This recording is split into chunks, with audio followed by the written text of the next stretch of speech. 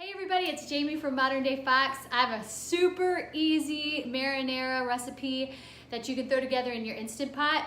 It'll be done in, well, 25 minutes to cook, and so maybe less than 35 minutes. It'll taste like it's been simmering all day. So the first thing you're gonna do is take your lid off your Instant Pot. Inside you have your liner pot. Next, press the saute button, and you're going to add some extra virgin olive oil to the bottom.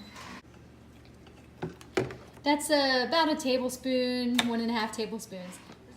While that's heating up, go ahead and chop one small onion. And this step is optional. You don't have to add onion, but just adds more flavor. We're using this food chopper here, which I'll link in the description of the comments. Show them how it's done. My helper, Sammy. All right. We already had that started, so let's take the lid off. Take a look. You want it really finely diced. It smells good. Okay, go ahead and dump that in there. The onion smells good to me. It does smell good.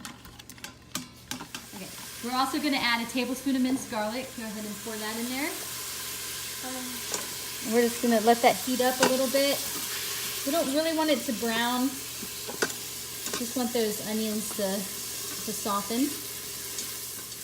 We've had these sauteing now for about 1.5 minutes. So we're going to add a tablespoon of oregano, a teaspoon of basil. Go ahead and throw that in there.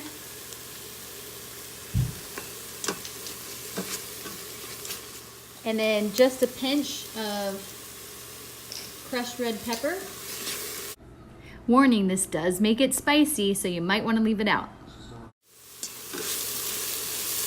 All right, we're going to go ahead and press the off button, and then we'll add a 28-ounce can of petite diced tomatoes, half cup of water, and then 1 teaspoon of salt. And you can always add more salt later, but start with 1 teaspoon. That should be good. Just give it a stir. The next thing we're going to do is just put our lid on our Instant Pot. Go ahead and turn it for me. There you go. Set that valve to sealing. All right. And then we're going to set this at manual. It's on high pressure, and we're going to set it up to 25 minutes.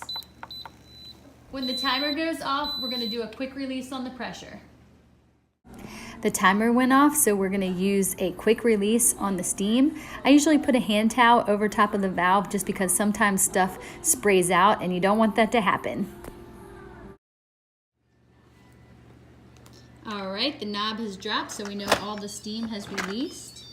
Watch out when you open it. A lot of steam will come out. Now it's going to be on the thin side when you first open the lid.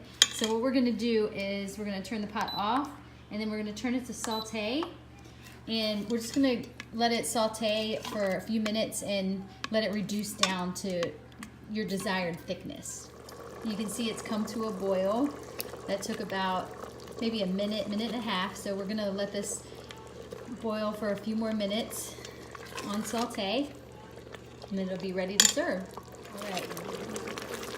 This is nice and thick now, so we'll turn the pot off, and we'll let that cool down. It's at a nice boil, but this is ready to serve. All right, got some pasta. I'm just gonna scoop some marinara on there. Look at that. Oh, it's beautiful. A little bit more. And you could serve this over zucchini noodles, eggplant parmesan, whatever you'd like. Look how good that looks. All right, I'm gonna give it a little sample. Haven't tried it yet. That's delicious. It tastes like restaurant food. So easy. It only took about 5 minutes for the pot to come to pressure. So all in all, about 35 minutes to make a marinara sauce. You can add extra salt and pepper if you'd like. One other way to change the recipe to your liking is instead of a 1/2 cup of water, you can use broth. You can use a red or a white wine to make it even richer in flavor. Very customizable recipe, but very easy. I'll probably saute up some mushrooms and green peppers and throw that in there too. So I hope that you like this recipe. If you did, give it a thumbs up. Make sure you follow me on moderndayfox.com. Thanks.